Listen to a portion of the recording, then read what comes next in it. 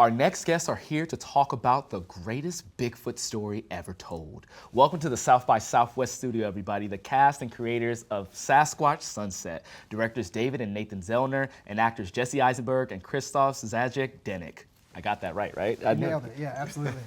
This is what I love to do, man. Like I worked at Disneyland for like 5 years, and I kind of got a talent for like getting people's names on the first try. So I kind of brought that with me, and I'm like, if I get it wrong, I'm like, shame. But you nailed it, you got it. Thank you, man. Thank you. See, we're off to a great start. Okay, so I think the biggest question before we start this whole thing is Sasquatch real? What do you guys think? Yes, of course, it's in a movie. You brought it to life. Yeah, if it's in a movie, it's real. Yeah. In the movie, it's real. What about in real life? If it's in a movie, it's real. I like the sound. Well, I want to put this question off to the Zellners. Like, I saw a lot of your interviews, and you talk in length about like your love of Sasquatch and Bigfoot. And where did this obsession with it start? I want to know, like, how old were you? Where was it where you said, wow? From when we were a very young age, when there was this like TV show about the paranormal called In Search Of in the 70s that we were obsessed with, and they had an episode on Bigfoot, and they showed, that's where we first saw the kind of iconic footage of the Bigfoot walking through the woods. That is dictated like the shape of every bit of Sasquatch memorabilia since then. And so we've just been obsessed with it since then, and it's kind of like also the way it's like America doesn't have a lot of folklore, other like older countries, and that's kind of like that's what we got. So. I think it's fascinating when you bring up other countries and their folklore and kind of like their creatures. Like obviously you have the Loch Ness monster, and in some places you have the El Chupacabra, and other places I'm kind of proud that we have like Bigfoot. Like that, I think that's like Bigfoot, Sasquatch, and that type of thing. But this isn't your first foray into like Bigfoot storytelling, right? So tell us a little bit more about like the process and everything leading up to Sasquatch Sunset. We made a short a dozen years ago called Sasquatch Birth Journal 2. Because all the footage it's been out there is just of a Bigfoot walking through the woods, and so just start off as a joke. Well, why is that conveniently all they catch the Bigfoot doing is like strolling? It's like why isn't there footage of doing everything that every other living creature does? And so we said so we did one about a Sasquatch birth, and then that we got a lot of mileage out of that short, and then as a joke we just started to, what if this was a feature, and then it kept going until it became legit. Yes, that's incredible, man. Well, now I want to put this off to the actors here, because not many actors would be willing to do a whole movie not showing their face or even using their voice. Like, some of them raise a big stink about, I need to be on the poster, I need to be the biggest head amongst the floating heads, right? But you guys, like the floating heads poster is like I found was a real thing. Like, oh yeah, I need to be there, the biggest one. Yeah. But you guys are very comfortable being in this film, not showing your face, not using your voice. Talk to me about like what drew you guys to that. Like, what made you say yes to that? Well, Christophe's done it actually quite a bit. Christophe's done creature work. I never did exact like this, but when you're in acting school, there's a day where you put masks on, and you have this feeling of being completely unself-conscious for the first time, more experimental, braver, sillier, and it's a relief, because once you're no longer showing your face, all of those little things you think about and are worried about and are self-conscious about go out the window, and that's what a better performer is normally feeling anyway. Right. And so that's kind of what this was, is like you're kind of losing yourself, you're losing the thing that you're self-conscious about. As like an actor who's been in movies, like I'm losing the thing of like the thing I know that my face can do sometimes that I don't want it to do, you know what I mean? Of course. So in a way, this was like a total relief. And yet at the same time, we're playing these roles that do feel really real. They feel funny and sad and sweet, and like they feel like people. They feel like characters, but just without the kind of self-consciousness of my stupid face, I mean, that's the fun of bringing that to life, right? Like, I think like the challenge as an actor, and I'm not an actor, but when something gets taken away, like your face, then it allows you to kind of explore ways to like convey emotion in different ways. And what's so interesting about this film is that, like you said, you were wondering, what does Sasquatch do when like no one's looking, like the regular things, and seeing this Sasquatch family like in this way, I'm just kind of like, why am I feeling something for these creatures that like I've never seen before, you know? So a really good job with that. Christophe, I actually hear like you're also a stuntman, which is like also really dope. But what were some of like the like experiences and like, let's say like not challenges, but how were you stretched as a stuntman, like doing something like a Sasquatch this time around? I haven't done stunts in a while. Actually, I've kind of pulled back from doing stunts. I have a spinal fusion, and my body just doesn't operate the best for stunts. Right. So I've found out through pain and other things. No, this role was really challenging because it was more emotion in the face and having to emote through, 2 hours of prosthetics and glue and paint and hair and fur. And as a little person, as Jesse said, I've worked a lot in creature costumes. That's been more of my career than showing my natural face. And so this role was really intriguing to me and very appealing to me. I kind of have been moving away from doing creature stuff. This creature project was completely different and refreshing to me because the character had a backstory and had a family, and I wasn't the only one as kind of a token little person to be in the only one in foam and and not showing any emotion and not having any sort of relationships and connection to the surroundings and the other characters, which I thought was it was a challenge for sure because when there's just foam and you're smiling underneath, it doesn't ever come through really. So this was great. Okay, I need to ask this, and this is a very personal question. Was there like a Sasquatch school you guys went to? Like, did you like get some like training? Like, how did the Sasquatch school go? Like, what entails a Sasquatch school? Yeah, sure. Yeah, we did. We had like a Sasquatch boot camp. Like a week before shooting, we got together. I was friends with this movement coach who just did this other movie, I guess, Lisa Frankenstein. He does like movement coach stuff. Oh yes, saw and that, so we brought him up to Humboldt County where we were shooting, and it was amazing. Like we're in just like these offices or the production office. So you have to picture just like a very boring cubicle kind of style office. But then in the back, there are these 4 crazy people on the floor grunting, eating raw salmon, like trying to get it in their mouths with their new gloves that they were just fitted into, and teeth that were like these bulbous, awful things that were stuck in our mouths. And so, but while we were there, we learned to basically, have a kind of language where we created a real language. These sounds mean this thing. Where we created movement, so that because we're a family in the movie, so we wanted it to look at least consistent. So even though we're like differentiated with our characters, at least looks like we're the same species. So same kind of movement, same kind of quick movement, same kind of slow loping. And so we created kind of like this little version of a vocabulary and a movement style. See, now I'm just in my head thinking of you guys just regular people going out to dinner, but you don't want no one to know what you're talking about, so you're just grunting at each other. That's what dinner is like with us. So now we need to go out to dinner tonight so I can experience this like firsthand. So there's zero like human dialogue in this film. And with no dialogue, like I've seen scripts before where a lot of it's just, kind of descriptors of, oh, this person does this.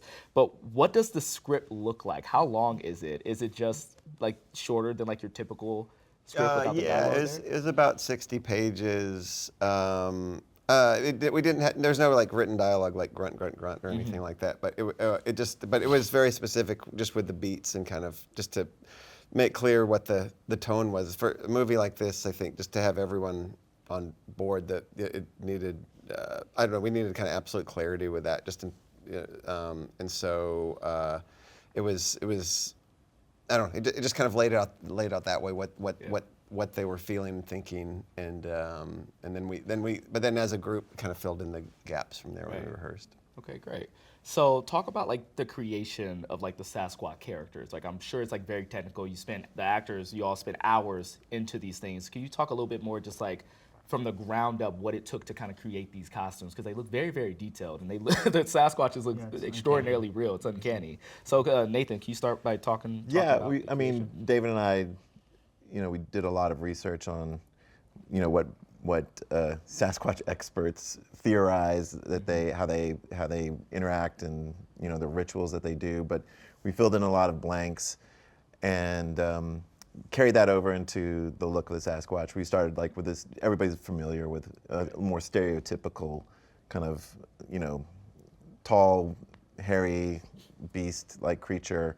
But we really wanted to make sure, like we've been saying, the actors' emotions could come through the makeup. So we tried to technically keep the makeup kind of minimal and on the face, or at least thin and able to move. And then especially on the eyes, we kept the eyes human. We didn't put any contacts or any elements over the eyes, because we felt like that would be the shorthand to kind of seeing the humanity in these creatures. And so that was a really important design part of it. The eyes are the window to the soul. Exactly. Is what I've heard. I heard that from a Doctor Who episode. Doctor Who episode, yeah. The eyes are the window. Yeah. And then he like flips it and says, "The eyes are not the windows; they're the doors." It's a whole thing. We can get into like Doctor Who lore. Okay. But Nathan, you're also a Sasquatch in the film as well, right? You're like the alpha male. The alpha male. Yeah. We each kind of had, it's like a family or like a pack of dogs where there's a relationship there and there's sort of a hierarchy. But we wanted to make sure, that we were on the same page as a species, but different as characters. So my character is more, a little bit more stereotypical Sasquatch, or, alpha male, kind of driven a little bit more by his desires and needs, and thinks a little bit more of himself, if that makes sense, and kind of gets into trouble because of that. Okay. And then every character had like, like Riley's character was sort of like the matriarch of the family. She's like the female Sasquatch and kind of has that sort of position within it. And then I don't know if you guys want to talk about your characters. I mean, I just love how like clearly defined like the archetypes of the Sasquatches are. So, because obviously from the looks of them, outside of size, they just kind of all look the same in a way. But it's their personalities that you kind of go, that's really I know what this character is, right? Despite the fact that it's one that you said exists, but to most people don't exist, right? But what I love about this is it's it's pretty much like a silent film. And I'm very curious to see if you guys studied old silent films to kind of like apply to this movie. Was there any like, whether it's in preparation of acting, preparation of writing, like was there any like silent film preparation in that? Just as a fan of silent films in general leading up to it, but not like studying it for this. I think just absorbing that, over the years. But let's see, I don't know, we love Buster Keaton, so that's always an influence on everything we do. But it was interesting. Some of it didn't realize until we're in the making of it, because we didn't think about that going into it, but in the making of it, kind of realizing how much of it is like almost like silent film acting, even though it's a very rich sound design and score and everything with the film, just performance-wise. It was, because so much of the information an exposition, everything it had to be conveyed through the eyes and through the physicality, and so it's interesting, how they kind of translated that into conveying the characters' thoughts and what was going on in the story. Right. So you guys had this idea for a long, long time, and feel free to give Jesse a lot of praise because you guys have said that he was the key to kind of like getting this thing made. So I would like to know, like, can you elaborate a little bit on that? And Jesse, you just sit back and you just listen. So they can. Jesse was like he got on board very, very early as an actor. We've known him for I don't know, 15 I think he said something like 15 years. Yeah. We've known each other a really long time, and we've wanted to work together in this way. But and so when this came up, we're still, even though we've known him a long time, we're still nervous about sharing how he'd react.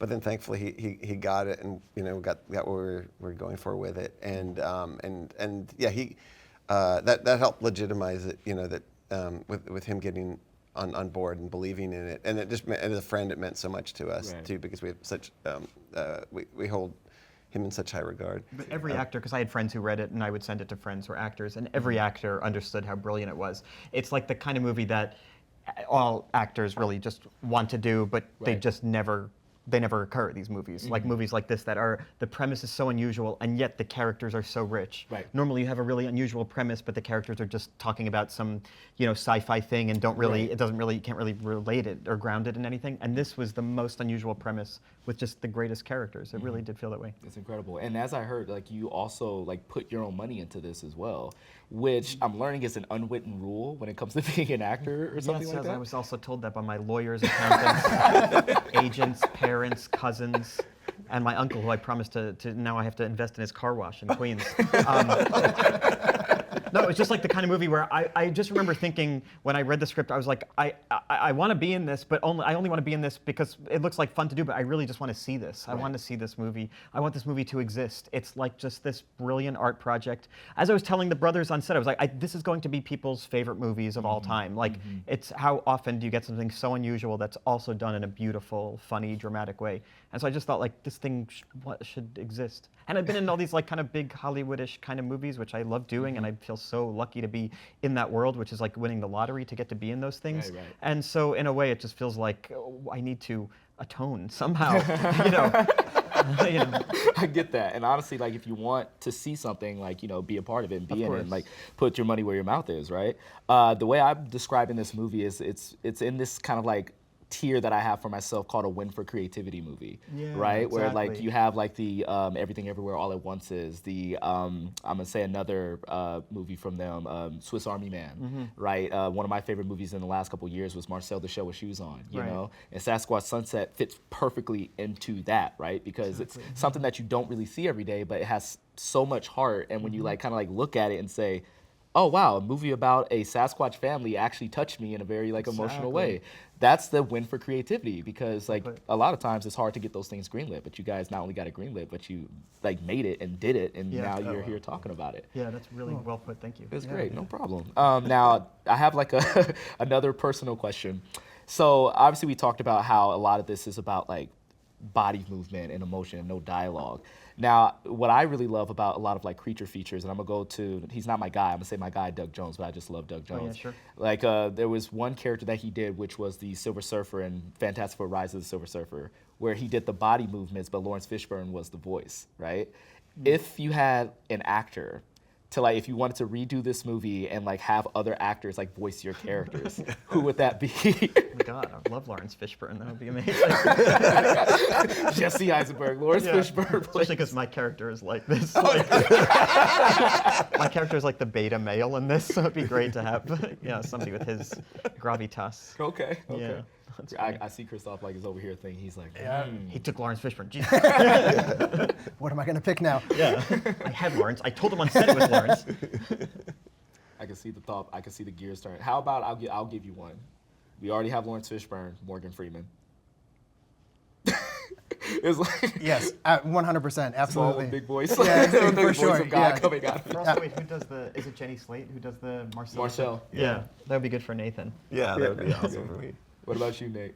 Oh yeah, Jenny Slate would be great. It's just I think that's a hard one to say because we've, I don't know if it would be such a weird, different movie, but an interesting experience, this experiment to see like other people play those voices. Right, see like their take on it, things like that. Yeah. There was something though that was really important to us in terms of how we could kind of ground these creatures with certain naturalisms. We didn't. We talked about early on because people were asking us, "Are you going to dub the voices and do?" We in the same way we wanted their actual eyes, and we wanted their actual vocalization, their own actual vocal interpretations of what Sasquatch would sound like. Which I just think helps you connect to it more on a human level, and if it was some synthesized thing. Absolutely. Well, thank you. Like guys, thank you for coming to the studio and talking Thanks a Sasquatch lot. Sunset with me. This is like a really fun conversation to have. Thank you so Thank much. you. I'm really excited for everybody to see this movie and just like experience it for themselves. Thanks. Thanks, appreciate it. Thank you so much. Nice to meet you. All right, Sasquatch Sunset can be seen in theaters beginning in April. You can watch all of our studio interviews on the South by Southwest YouTube page. That's youtube.com/SXSW. I'm your host, Juju Green. Thank you so much for watching. And we're out, guys. All right, thank you. Yeah, this was a lot of fun.